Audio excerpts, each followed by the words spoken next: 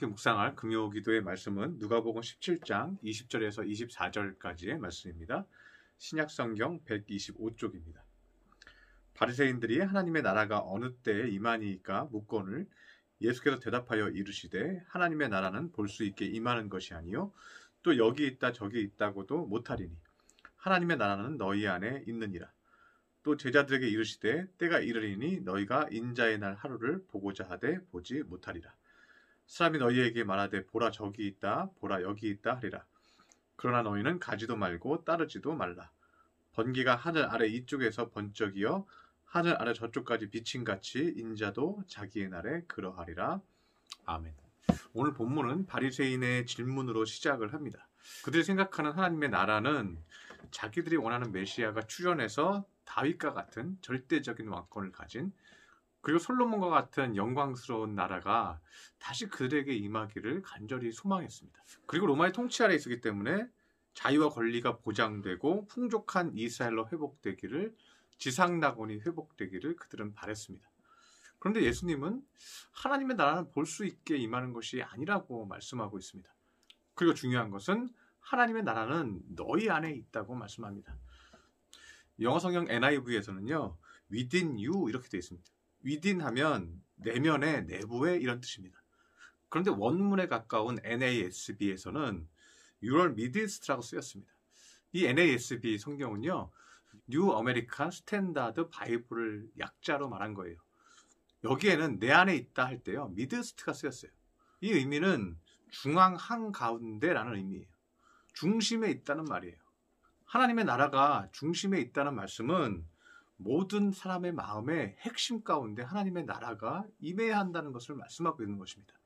우리의 중심에 차지해야 할 나라가 하나님의 나라여야 한다는 것을 예수님은 강조하고 있는 거예요. 물론 이 말씀은 천국이 없다는 말씀이 아닙니다. 우리가 죽은 다음에 천국이 없다는 것이 아니라 우리가 죽은 다음에 가는 천국은 있습니다. 우리의 영혼이 가는 천국과 또 믿지 않는 자들이 가는 지옥이 있습니다. 그 바로 전장 누가복음 16장 19절에 보면요. 거기 22절을 보면 거지 나사로가 죽어서 천사에 받들려서 아브라함의 품에 들어가고 부자도 장사됨에 그가 음부에서 고통 중에 눈을 들어 멀리 아브라함과 그의 품에 있는 나사로를 보았다고 말씀하고 있습니다. 이 내용은요. 예수님이 하고 계신 증거예요. 예수님이 이 장면에서 26절에 너희와 우리 사이에 큰 구렁텅이가 놓여 있어 여기서 너희에게 건너가고자 하되 갈 수 없고 거기서 우리에게 건너올 수도 없다고 예수님은 말씀하고 있습니다. 그러니까 예수님은 죽은 다음에 우리 영혼이 가는 천국과 지옥이 있음을 확실하게 증명하고 있는 것입니다. 그런데 오늘 바리새인들의 질문은요. 지상천국에 대한 질문이에요. 다시 이스라엘의 명예를 회복하고 당대의 최고의 나라가 되는 더 이상 식민지의 나라가 아니라 당당히 맞서는 그런 나라가 다시 언제 옵니까? 하늘로부터 오시는 그 메시아가 오면 그런 나라가 언제쯤 오겠습니까? 이런 질문입니다. 그런데 예수님은 그런 천국은 없다고 말씀하십니다. 지상에서 메시아가 통치하는 나라는 없을 것이다. 지상에서 사람들이 통치받는 방법은 한 가지밖에 없다. 그 천국은 한 가지밖에 없다. 그것은 너희 중심에 하나님의 나라가 임하는 것이다. 하나님이 너희 안에 계셔서 너희 마음을 통치하는 것, 너희 중심을 통치하는 것밖에는 지상 천국이 없다. 그러면 바리새인들에게 질문이 하나 더 생기는 거죠. 그러면 예수님이 오신다고 그랬는데 오셔서 뭘 하시는 겁니까? 이런 질문을 하게 되는 거죠. 그런데 이미 자기 앞에 그 예수님이 있죠. 그 메시아가 있죠. 그런데 그 예수님은 십자가에 못 박혀 죽으시러 갑니다. 십자가에 못 박혀 죽으시면서 뭘 하러 가는 겁니까? 하나님의 나라가 그들에게 임하기를 원하시는 것입니다. 예수님이 십자가에 못 박혀 죽으실 때 모든 사람에게 성령이 임할 수 있는 기회가 주어졌습니다. 여러 번 강조했지만 지성소로 들어갈 수 있는 휘장이 찢어져서 누구나 성령이 통치할 수 있는 기회가 주어졌습니다. 누구나 대제사장처럼 선지자처럼 하나님의 아들처럼 성령이 임하게 되었습니다. 그리고 두 번째 재림에서는요. 예수님이 다시 오셔서 이스라엘을 통치하시는가 이런 질문을 다시 할 수 있죠. 그런데 예수님이 재림했을 때는요. 오늘 본문에서 예수님이 22절 보면 또 제자들에게 이르시되 때가 이르리니 너희가 인자의 날 하루를 보고자 하되 보지 못하리라. 예수님이 십자가에 못 박혀 죽으시고 다시 승천한 다음에 다시 오셔요. 그런데 그럴 때도 지상천국이 아니라는 거죠. 너희가 그날 하루를 보고자 하되 보지 못하리라. 그때에는 24절에 번개가 하늘 아래 이쪽에서 번쩍이어 하늘 아래 저쪽까지 비친 같이 인자의 날도 그러하리라.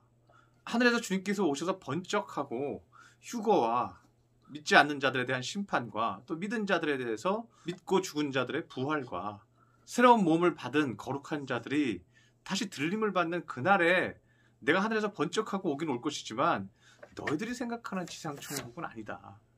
물론 그 후에 부활한 사람들끼리 모여 사는 새하늘과 새 땅, 천년왕국이 예비되어 있습니다. 그러나 그것은 사람들이 만들어가는 천국과는 다른 것입니다. 그래서 오늘 본문에서 예수님이 강조하려는 것은 미드스트입니다. 이것은 너희 중심에 항상 천국이 있는 것이 중요하다는 거예요. 주님이 천국이 가까이 왔다는 말은 성령이 우리를 통치하셔서 우리 중심이 성령께서 통치할 날이 다가왔다는 거예요. 회개하라 천국이 가까이 왔느니라. 이 말씀은요. 회개해라. 그래야 성령이 임한다. 그래야 그 성령이 너희 미드스트 중심에서 너희를 천국으로 만들어 주실 것이고 너희를 통치하여 주실 것이다. 그러면 천국은 무엇입니까? 성령이 내 중심에 계신 것이 천국입니다. 그러면 지상 천국은 무엇입니까? 내가 이 지상에서 살면서도요. 주의 성령이 내 마음을 붙들고요. 내 마음을 이렇게 세우셔서 힘을 주시고 내 마음의 찬송과 오직 여호와로 인하여 기뻐하는 그 감사와 은혜가 충만한 것이 우리가 지상에서 사는 지상 천국이에요. 모든 세상 밖의 환경은 열악하고 힘듭니다. 고난이 많습니다. 수고하고 무거운 짐진 자들의 모습입니다. 그러나 성령이 내 마음에 임하셔서 내 마음의 환경이 항상 천국으로 바뀌는 것이 바로 하나님이 우리에게 주시려는 천국인 것입니다. 주님이 우리에게 회개하라고 말씀하시는 가장 큰 이유는 단순히 죄를 용서해 주려고 하는 것에서 끝나지 않습니다. 더 큰 것을 주려는 것이에요. 우리가 죄를 회개하고 우리 안에 성령을 주시려고 회개하라는 것입니다. 우리 믿음의 성도 여러분들, 지상 천국은 있습니다. 그런데 그것은 지상이 천국이 아니라 내 마음에 계시는 은혜가 천국입니다. 오늘도 세상을 바라보지 아니하고 주의 성령이 내 중심에 들어오시기를 간절히 기도하시기를 바랍니다.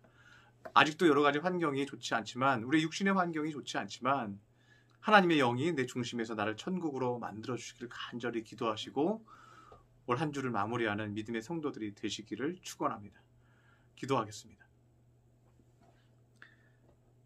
할렐루야. 사랑과 은총이 충만하신 주님, 바리새인들은 다윗과 솔로몬이 이룬 그러한 나라를 다시 회복하기를 원했습니다. 그러나 하나님이 우리에게 원하시는 것은 우리의 중심 안에 천국이 있는 것입니다. 성령이 충만한 것입니다. 그래서 하나님께서 그 천국에서 우리의 심령을 통치하시는 것입니다. 우리 성도들 모두 여러 가지 환경이 어렵지만 마음만은 천국이 되어서 세상을 이길 수 있는 거룩한 주의 자녀들이 될 수 있도록 도와주시옵소서. 귀한 말씀 주시니 감사드리며 예수님의 이름으로 기도드렸습니다. 아멘.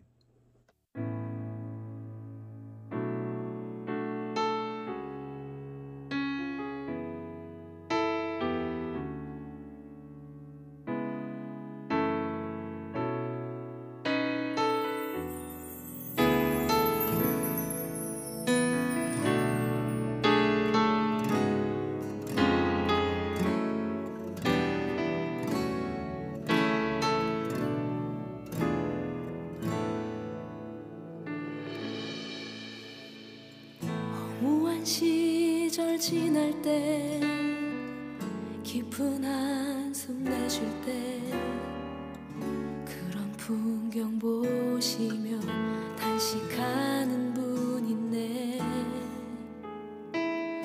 고와 같이 너희를 버려두지 않으리.